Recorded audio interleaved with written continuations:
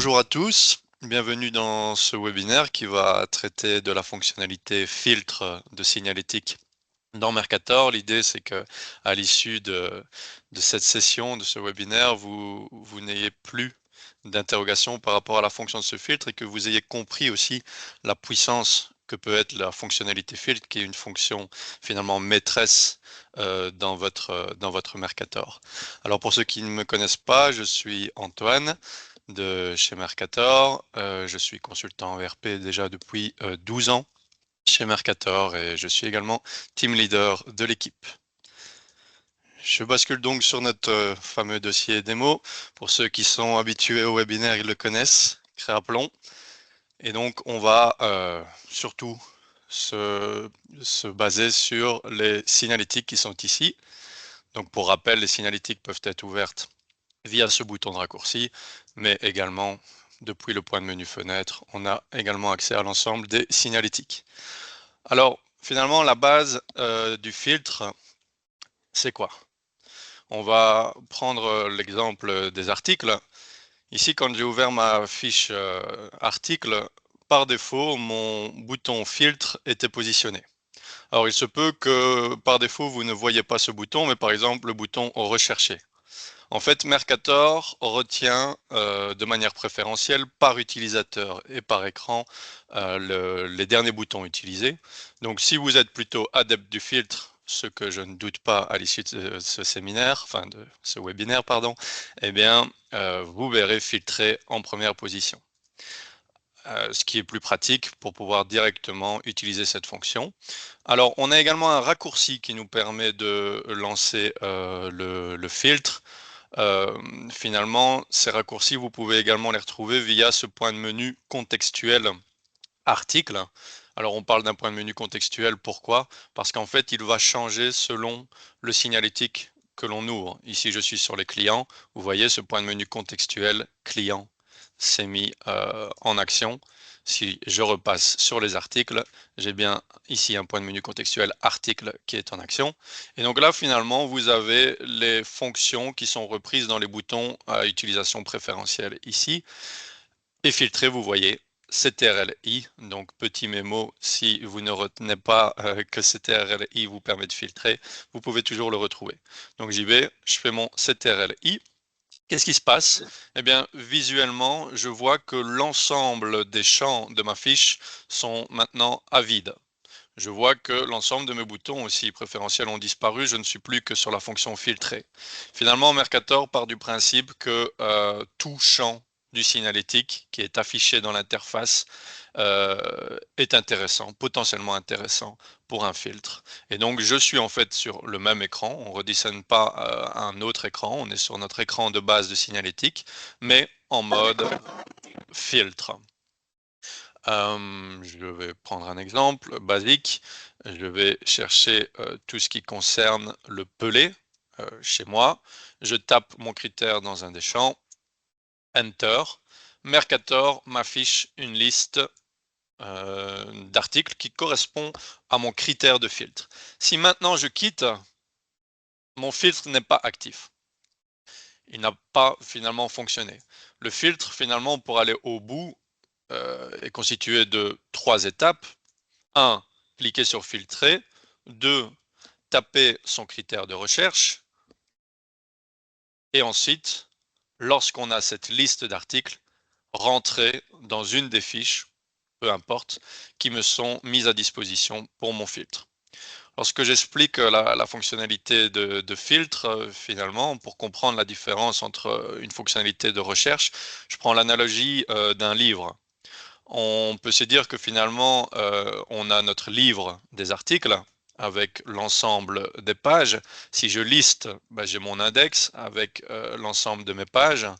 Et filtrer, c'est quoi? C'est finalement arracher certaines pages de mon livre sur base d'un critère. Et désormais, mon livre n'est plus complet. Mon livre article, je ne l'utilise pas pour l'instant. Là, j'ai dans mes mains les pages qui concernent à mon critère de filtre. Alors, comment d'un point de vue visuel pour l'utilisateur Mercator nous donne l'indication qu'on n'est pas sur l'ensemble des articles, mais bien sur une base filtrée des articles.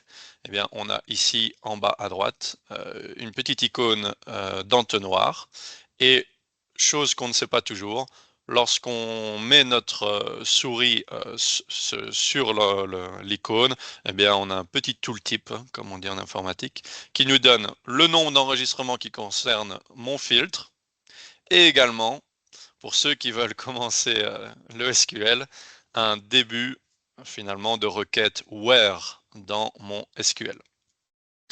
Alors, ça c'est vraiment la base. On verra ensuite que ce filtre va pouvoir être utile à bien des endroits dans le RP.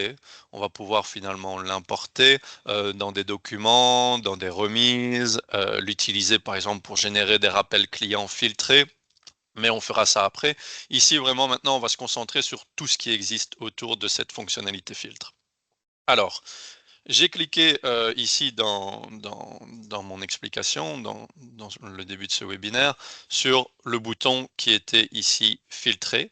Mais si je déroule le bouton filtré, j'ai en fait des sous-options liées à ce filtre.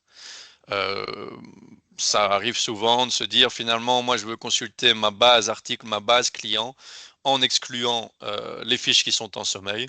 Eh bien on a mis un filtre ici standard qui apparaît en tête de gondole et qui nous permet directement de lancer un filtre sur mes articles excluant sommeil. Alors vous avez vu, il m'a pas directement lancé la liste des articles qui sont actifs, donc qui ne sont pas en sommeil, mais me propose de rajouter un second critère. Cela veut dire que dans mon filtre, finalement, si je prends mes articles chauffage, eh bien, j'ai mes articles qui correspondent au rayon chauffage et qui sont actifs. Autre fonctionnalité du filtre, la possibilité de faire un filtre sur fiche en cours. Donc on pourrait avoir, par exemple, besoin de consulter l'historique détaillé d'un article sur base d'un reporting, et seulement d'un article, et pas se retrouver avec une liste de plusieurs articles. Alors, bien sûr, on pourrait filtrer sur un code barre qui est a priori assez unique pour trouver une fiche article. Dans ce cas-là, on voit que le résultat de mon filtre n'est pas une liste d'articles. Si je clique, je n'ai pas une liste. Pourquoi? Parce que si on n'en a qu'un dans Mercator, on affiche la fiche et non une liste avec un, puisque finalement on gagne un clic ici. Mais je pourrais également filtrer sur la fiche en cours directement, ce qui me permet ici de faire des opérations exclusivement sur la fiche que j'étais en train de consulter. Alors, j'ai également le filtre depuis un fichier Excel. Un fichier Excel qui va prendre finalement les colonnes que vous maîtrisez peut-être déjà en import de fichier Excel. Pour rappel, les colonnes qui sont disponibles au niveau de ma fiche article sont détectables à cet endroit via le point de menu exporter.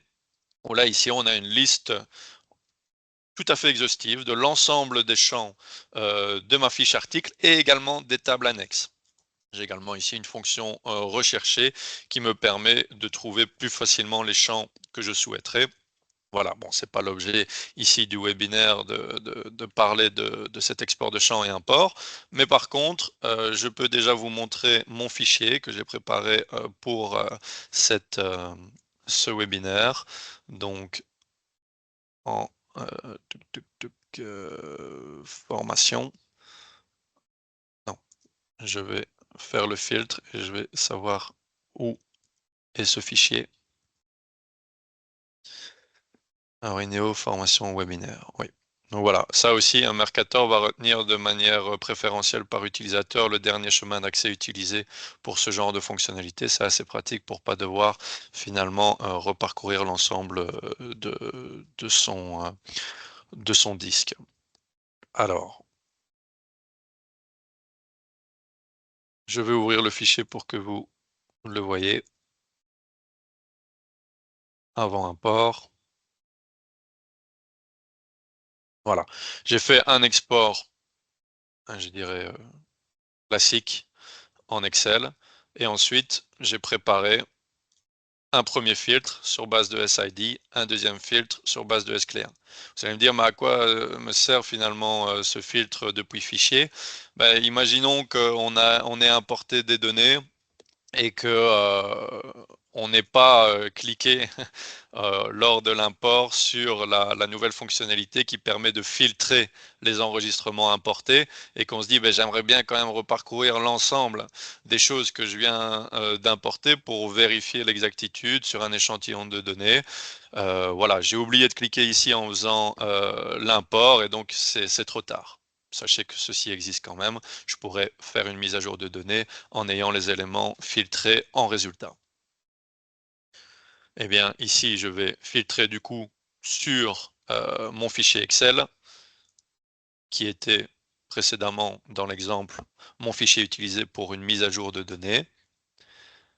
De manière classique, Mercator permet l'utilisation de plusieurs feuilles dans un fichier Excel. Je vais prendre mon filtre 1 sur SID et directement Mercator a filtré sur base de l'ID. Mais tout champ finalement de mon signalétique peut être utilisé. Ici, j'ai utilisé une clé 1 parce qu'on n'utilise pas forcément le SID à un moment donné pour dédoublonner, hein, pour mettre à jour dans Mercator. Ça pourrait être une clé fournisseur ou un code barre. Et donc là, je pourrais le faire sur un autre critère. Alors, fonction aussi assez intéressante. Et là, c'est pour ceux qui veulent finalement aller plus loin dans le filtre. C'est le filtre sur expression. Bon, ici, il n'a pas énormément de signification parce qu'il est dynamique sur base de mon fichier, mais je vais reprendre le filtre, par exemple, des articles qui sont actifs, donc filtre exclure en sommeil, de mon rayon chauffage. Et ici, dans le filtre sur expression, en fait, je pourrais aller finalement plus loin en SQL. C'est aussi un moyen d'apprendre les fonctions SQL et les fonctions des champs. Mais voilà, si vous ne le saviez pas, le rayon est stocké via un ID et le sommeil est géré via ce champ qui est un champ bit dans la base de données qui peut valoir 0 ou 1. Exemple pratique, puisque finalement ici j'ai la fonctionnalité directement à disposition, je pourrais me dire, ben voilà, j'aimerais finalement identifier mes articles dont le prix d'achat hors TVA, enfin le prix de vente hors TVA est inférieur au prix d'achat, ce qui est quelque chose de tout à fait anormal finalement. Pour ce faire, je vais filtrer par exemple sur un critère de prix de vente et prix d'achat. J'en profite pour parler de la nouvelle fonctionnalité de filtre avancé. Peut-être que vous ne l'avez pas encore dans votre Mercator, pour ça il faut réaliser une mise à jour. En fait, ceci, donc cette zone qui est orangée, me permet d'appliquer finalement un critère supplémentaire sur mon filtre, plutôt un opérateur sur mon filtre. Ainsi, précédemment, si je voulais par exemple identifier les articles dont le prix de vente est à 0, eh bien, je n'avais pas la possibilité de le faire parce que par défaut, le 0 est une valeur par défaut dans la base de données et donc Mercator ne tient pas compte de ce 0 au niveau de mon filtre. C'est-à-dire que si maintenant je filtre sur chauffage, il ne va pas prendre en plus et dont le prix de vente est à 0 et ainsi de suite. Si je veux trouver ceci, donc je vais retirer complètement, voilà, là. Je vais prendre par exemple, pour avoir des résultats, un prix unitaire inférieur ou égal à 5, par exemple, et un prix d'achat inférieur ou égal à 5. Vraiment, critères bidon, simplement pour découvrir les champs derrière et pour vous montrer la fonctionnalité de l'opérateur du filtre qui me permet finalement d'avoir ce critère. Et alors, tout à l'heure pour mon exemple à 0, j'aurais pu dire égal à 0. Alors là, il l'aurait pris en compte. Bon, ici, je voulais juste vous montrer le filtre sur expression. Et donc, si je fais ceci, voilà, j'ai des exemples. Et ceci me permet de découvrir finalement les champs utilisés et de jouer avec cette clause where. Alors, bon, il faut être un petit peu aguerri en SQL, mais on apprend assez vite. Finalement, si je voulais, mon critère tout à l'heure évoquer des prix de vente inférieurs ou égal au prix d'achat, eh bien, je comprends ici, c'est un peu des règles logiques, que je ne vais plus les comparer à mon critère bidon de 5, mais finalement, les comparer entre eux, mon prix de vente par rapport à mon prix d'achat. Bon, généralement, quand même, les noms des champs sont assez intelligibles. On a des descriptions de champs qui sont aussi disponibles depuis le point de menu exporté. Ça peut être utile à l'apprentissage. Et voilà. Ici, je vois donc tous mes articles finalement qui sont assez problématiques. Bon, un bon cadeau, fidélité, c'est des articles génériques. Il n'y a pas vraiment d'utilité, mais ici, sur mon pinceau, eh bien, finalement, j'ai pas de prix défini, donc là, c'est un problème. En caisse, je pourrais avoir le problème. Alors, pour la réparation, on est sur de l'article de service, donc là, ça me pose pas problème. OK, donc ça, c'était pour la fonctionnalité de filtre sur expression. J'ai également la combinaison, finalement, de filtres qui est possible. Et donc, je commence à filtrer en me disant, ben voilà, je veux tous mes articles qui ont pelé dans le nom et qui ont ABC dans le nom. Et je veux pas finalement refaire mon filtre parce que j'ai déjà fait plusieurs critères et je veux pas reproduire les choses. Donc, je peux dérouler les fonctions finalement de combinaison de filtres avec de nouvelles conditions. Si je veux tous les articles pelés dont le nom contient également ABC, eh bien je vais ajouter le et ABC. Règle logique, voilà, je tombe sur un seul filtre. Alors, on a également tous des éléments je dirais qui sont utilisés pour définir le commence par, le contient, le entre dans les filtres. Je vais donner deux exemples.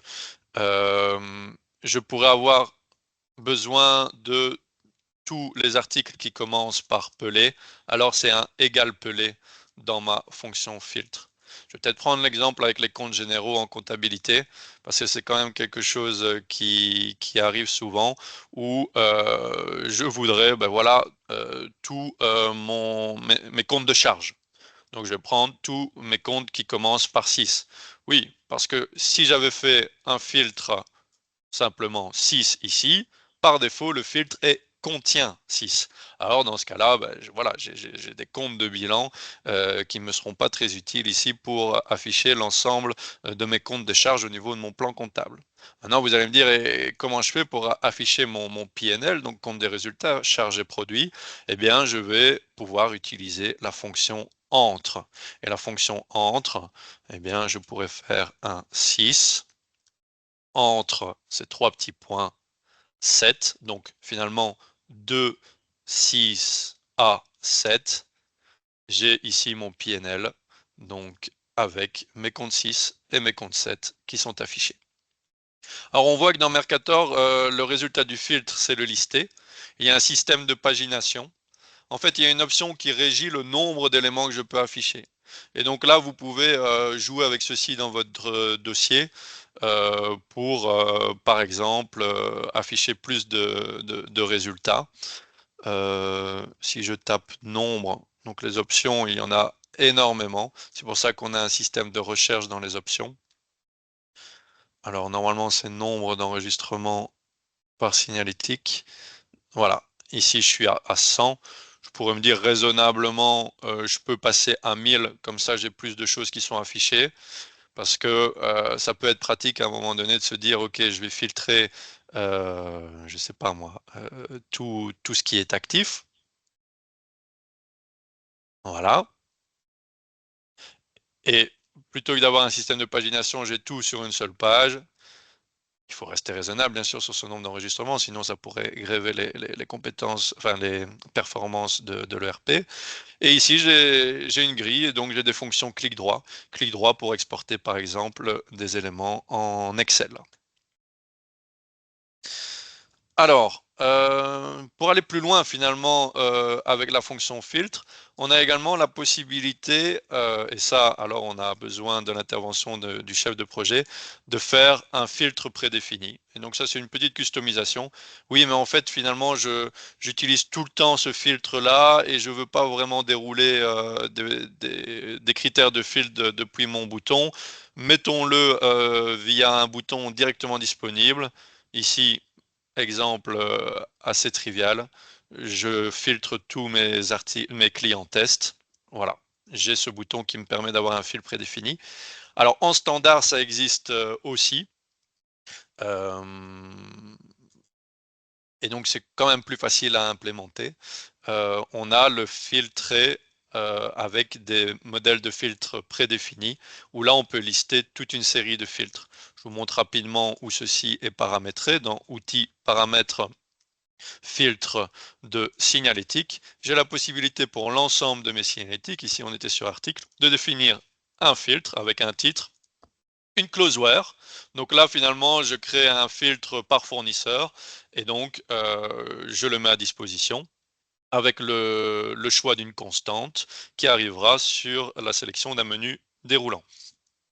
Et donc si je fais mon fil par fournisseur, j'affiche un déroulant avec les noms des fournisseurs pour l'ensemble des articles. Je prends mon filtre et je peux y aller. Alors, j'ai d'autres moyens de filtrer sur fournisseur, c'est-à-dire que Mercator permet de filtrer non pas seulement sur des champs, mais également sur les grilles de mes signalétiques. Alors, pas toutes les grilles, mais en tout cas, la grille du disponible, ça peut être très pratique pour, par exemple, identifier tous mes articles qui sont en stock négatif. Donc, par exemple, plus petit ou égal à -1 sur mon dépôt magasin principal. Voilà, donc là j'ai des problèmes de stock, j'ai tout intérêt à faire un inventaire sur ceci. Et donc, ça me permet d'embrayer sur la fonctionnalité d'utilisation du filtre. Parce que ce filtre, ok, ça me permet de trouver des éléments, de les exporter en Excel, mais également de faire toute une série d'utilisations. Ici, par exemple, je parlais d'articles qui sont en stock négatif et qui sont donc potentiellement problématiques pour mon inventaire. Je vais décider de les remettre à zéro. Et donc, je lance ma fonctionnalité d'inventaire en sachant que derrière, mon filtre a été réalisé en amont et est prêt à être utilisé. Je lance ma préparation d'inventaire. Et ici, derrière ce bouton, on a plusieurs fonctionnalités. Mais donc là, on était de manière préférentielle sur initialiser inventaire parce que c'était un des derniers que j'avais utilisé, mais on pourrait se retrouver sur un autre bouton. Donc n'hésitez pas et n'oubliez pas que derrière le dernier bouton utilisé, en fait, via cette petite flèche verticale, on peut finalement lister d'autres options. J'initialise mon inventaire. Question classique de l'inventaire, ignorer les lignes à zéro. Et voilà, ici, j'ai l'ensemble de mes articles qui sont en négatif. Je vais mettre à zéro les quantités. Voilà. Et je vais pouvoir valider mon inventaire en définitif pour remettre mon stock facilement à zéro pour tout ce qui était en négatif parce que finalement, un article en stock négatif, c'est quelque chose d'erroné. Et dans ce cas-là, si je réapplique maintenant mon filtre des articles qui sont en stock inférieur ou égal à -1 sur mon stock principal, je n'ai plus que bons cadeaux et frais divers qui sont des articles génériques et qui en soi sont finalement des choses qui sont même pas gérées en stock. Voilà. L'utilisation finalement des filtres peut se faire à d'autres endroits. Ici, j'ai montré l'import dans un document d'inventaire, mais en fait, on peut finalement importer un filtre actif dans tout document. Exemple, vous avez les séquences brouillon qui nous permettraient par exemple d'éditer rapidement un tarif pour un client. Donc mon client me demande d'avoir sa liste de prix sur le rayon chauffage.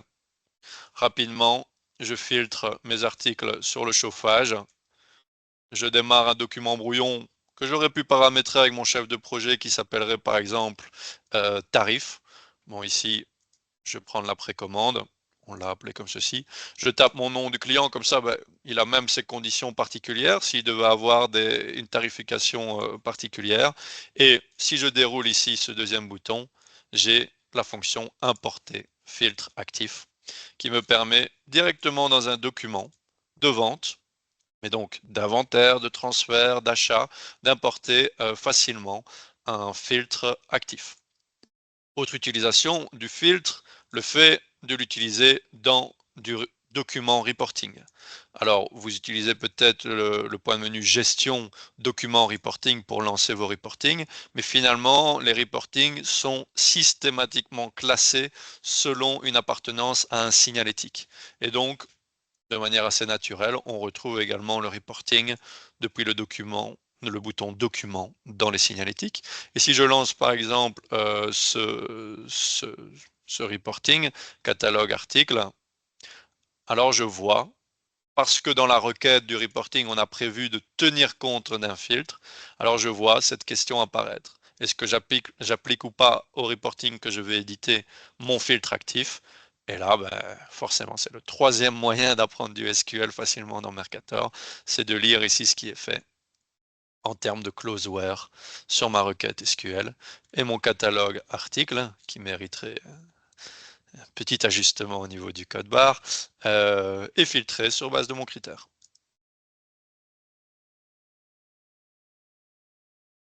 Alors, autre endroit, donc on a vu les documents, on a vu le reporting, on a également, je ne vais pas pouvoir faire tous les endroits, mais dites-vous qu'à un moment donné, si vous en avez besoin, a priori c'est accessible, on pourrait faire un filtre en amont et l'utiliser. Je vais le faire à deux endroits encore, dans le Réa Pro et dans l'outil remise, donc pour pouvoir définir des promotions.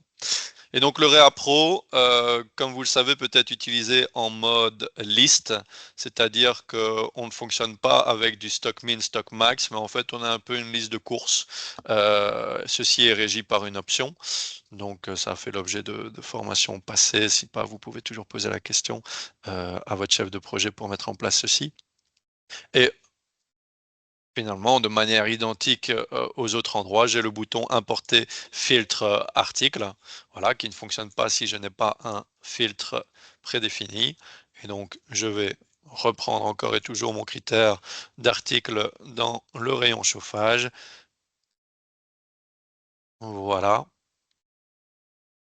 Et importer ce filtre dans ma liste de courses avec des quantités qui sont prédéfinies ici.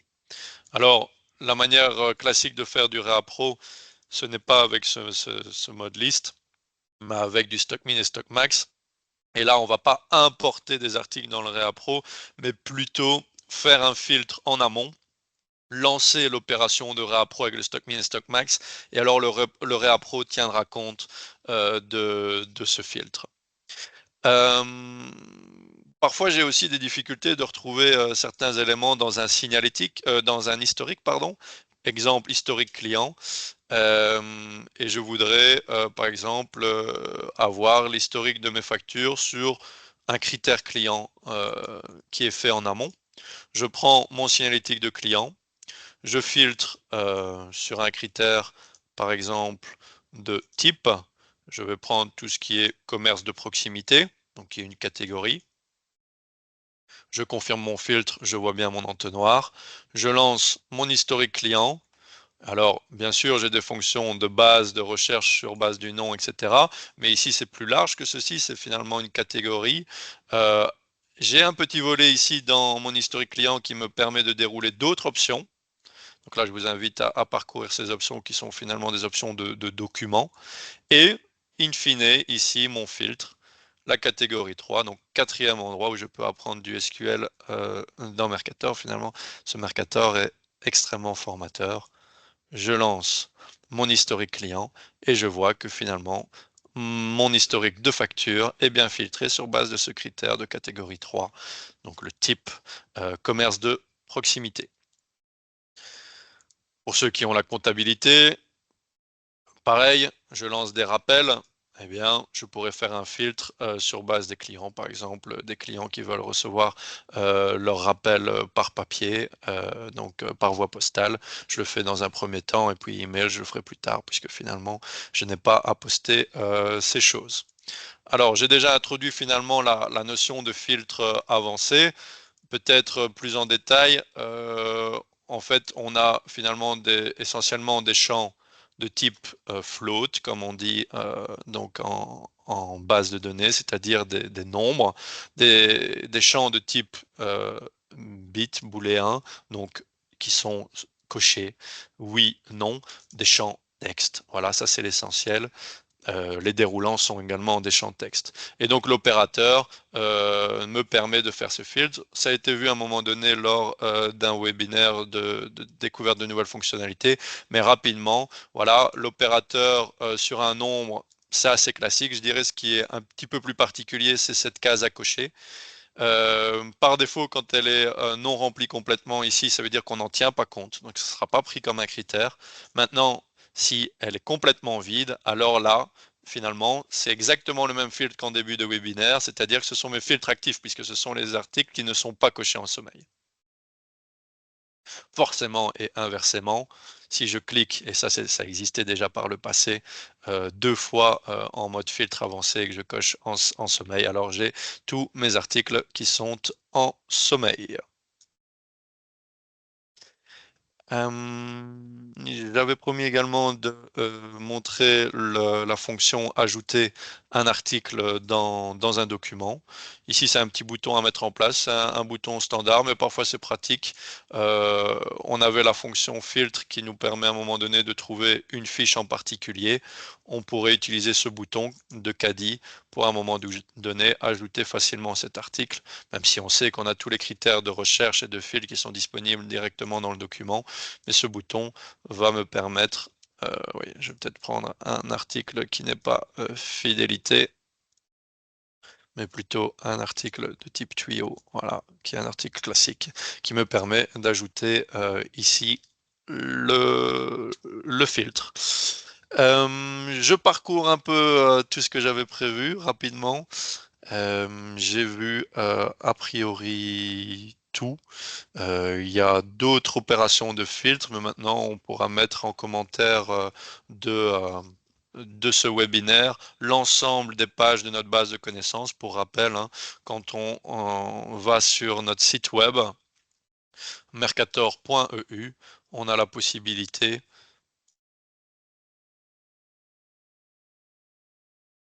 voilà, on a la possibilité d'aller directement sur notre base de connaissances, support, base de connaissances, et on peut rechercher avec des mots-clés. Donc je pourrais par exemple taper filtre. Là, je vais avoir énormément de pages, mais ça peut me donner des indications. Par exemple, liste, c'est tous les reportings qui tiennent compte d'un filtre. Alors filtre, je vais mettre filtre de signalétique.